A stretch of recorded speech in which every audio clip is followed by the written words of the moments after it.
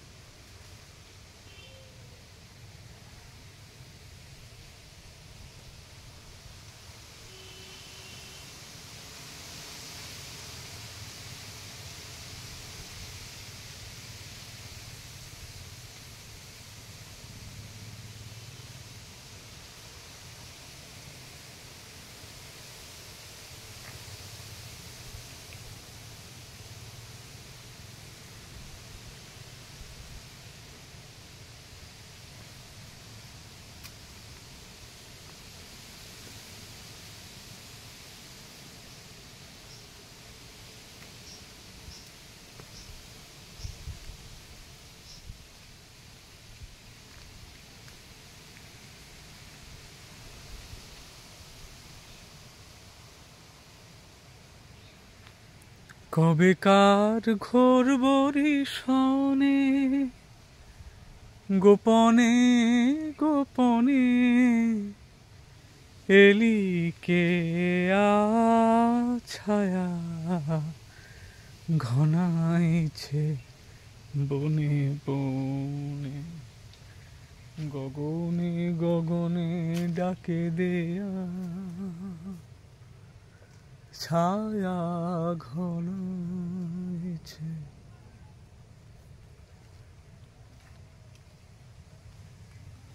আসলেই বোধহয় ছায়ারা এরকমই, এত নিবিড়। আর এই অদ্ভুত বাগান বাড়ি আপনি এর আগে কখনো পরখ করেছেন কি? রবীন্দ্রনাথ বোধহয় এই কারণেই ওই সব গানগুলো লিখেছিলেন। কোলাহল তো বারণ হলো, এবার কথা কানে কানে। এখানে কথা শুধু হাওয়া বলছে, আর আমি মন্ত্রমুগ্ধ হয়ে শুনছি।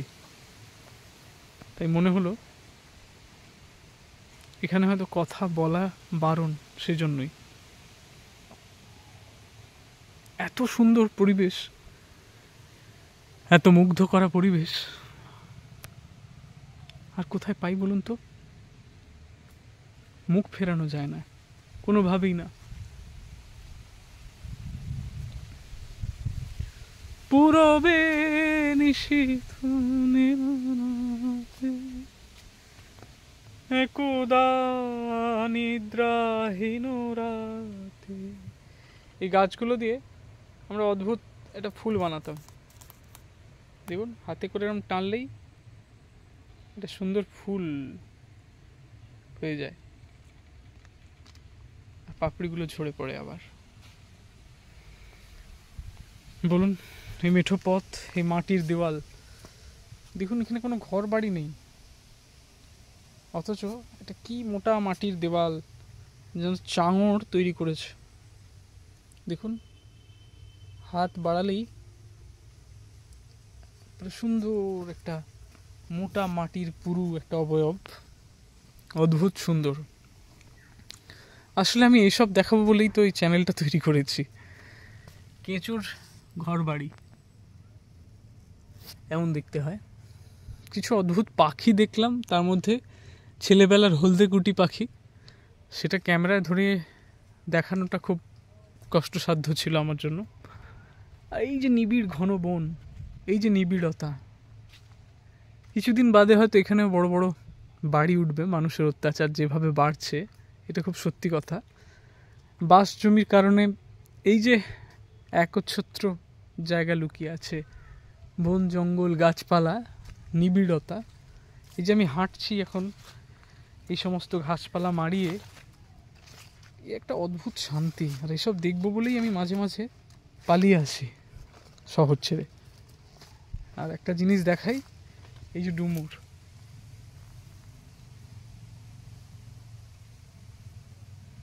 দেখুন পুরো গাছ বেয়ে ভর্তি হয়ে আছে, আশ্চর্য না?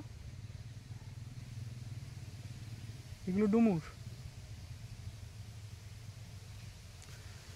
বর্তমান প্রজন্ম হয়তো একে খেতে ভুলে যাবে, আসলে মানুষ এই ডুমুর খেয়েছে এক সময়, এখনো খায়। পরবর্তী প্রজন্মকে হয়তো বন ফল বলে বা বুনো ফল বলে উড়িয়ে দেবে, তাই না? ঝুড়ি নেমেছে, অনেক পুরনো পুরনো বট রয়েছে আছে এখানে। আসলেই ফড়িং দেখলাম, নানা রং বেরঙের প্রজাপতি দেখলাম, আরও কিছু ফুল পাখি, এই দিয়েই তো জীবন গাথা। কত পুরনো মাটি যেখানে শ্যাওলা জমেছে, গাছগুলোর গায়েও প্রায় শ্যাওলা জমে গেছে। এগুলো সব গাবের গাছ, ছোট ছোট গাব ধরেছে। গাব এক রকমের ফল, যার আঠা আমরা কেটে কেটে খবরের কাগজ দিয়ে ঘুড়ি বানিয়ে ওড়াতাম এককালে ছেলেবেলায়। গাবের আঠা দিয়ে আমরা একদম পিওর গাম, মানে আঠা আর কি, খুব চিটচিটে, দারুণ কাজে লাগে গ্রাম বাংলায়, অনেক কিছু কাজে লাগে গাবের আঠা। আর সেই গাব পেকে গেলে এত মিষ্টি মধুর, চিবিয়ে খাওয়ার ফল নয় এটা, চুষে খেয়ে বীজগুলোকে ফেলে দিতে হয়। কোলাহলের আড়ালে এত মিষ্টি সব জায়গা লুকিয়ে আছে, দেখুন মন ভালো হয়ে যাবে, যাবেই একদম। লোকজন এখানে চাষাবাদ করে, ফুল গাছের খুব চাষের এখানে নাম রয়েছে। জায়গাটা অদ্ভুত সুন্দর না? ভালো লাগলো আশা করি।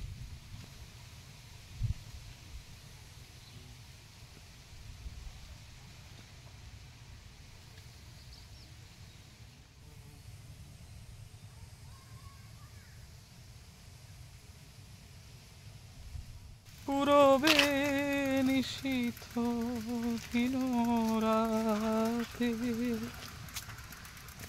একদা নিদ্রা হীন রাতে খেয়ালে খেয়ালে এলি খেয়া।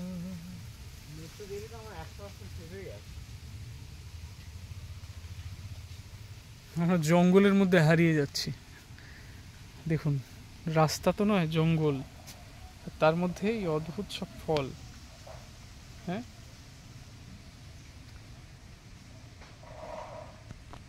তবে এটা কিন্তু সুন্দরবন নয়, তবে সুন্দরবনের থেকেও কম কিছু নয়। এই রাস্তা মাটির, সরু একটা লেন, দুপাশে এরকম বড় বড় গাছপালার জঙ্গল, আর সঙ্গে বাঁশ গাছ। আর এই হচ্ছে ফাঁক দিয়ে মেন রাস্তা দেখা যাচ্ছে, এখানে একটা অটো যাবে, গ্রামের রাস্তা।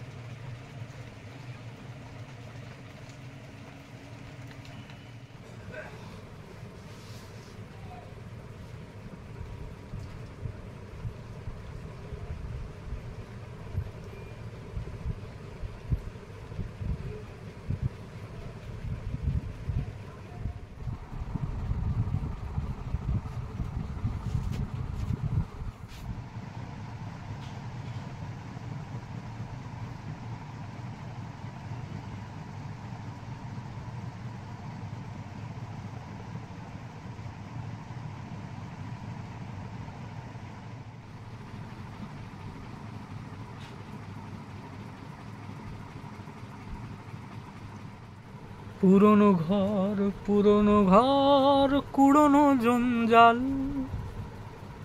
হাল ছেড়ো না বন্ধু বরং কণ্ঠ ছাড়ো জোরে,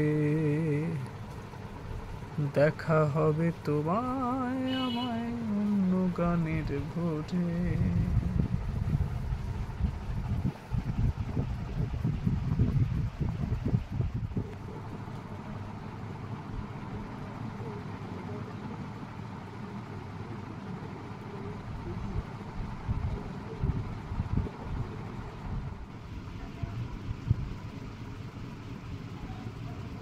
ঢুকে গেল ঘরে।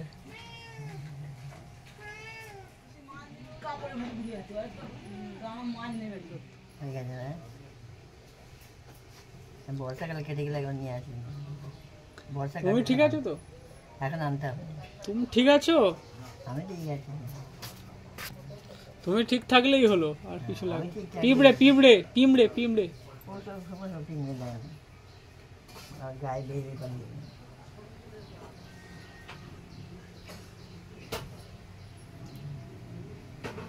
থাকবি তো, না পালিয়ে যাবে? আছে আজকে থাকবি তো? দুর্গাপুজো এসে গেল। এবারে দুর্গাপুজো অনেক আগে। হ্যাঁ, 12টা দিকে থেকে অনেক আগে এসে গেল। বাড়িতে যাবি না কলকাতায় থাকবি? বাড়িতে যাবি না কলকাতা থাকবি? না, কাজকর্ম করতে গেলে তো থাকতেই হবে। জল নে। হ্যাঁ, কাফি ও আমার দেরি আছে, চা বসিয়ে দিচ্ছে আমার। কোথায়? ওইখানে ওই থেকে আছে। জল খাবে? না না, ও আমার শুকনো কাছে হতেই থাকে নাকি? এবারে পুজোর বৃষ্টিতে ভাসাবে, খালি বর্ষা। বর্ষাটা, হ্যাঁ তাই না? শুকনো খটখটে যে ব্যাপারটা আর হবে না এবারে। বর্ষাটা বেশি বেশি আছে না? গরমটা তেমনি কম হয়েছে। হ্যাঁ, গরমটা বেশি আছে।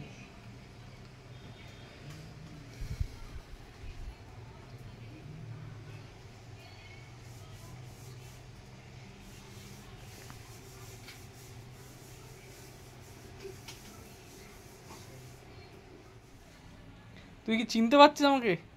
বয়স হয়ে গেছে তোর নাকি খুব? হ্যাঁ, লোকজনকে এখনো কামড়াস নাকি? একটু চা হবে নাকি স্যার? সে গান বাজনা গাওয়া কুকুরটা শাল চামড়া উঠেছে।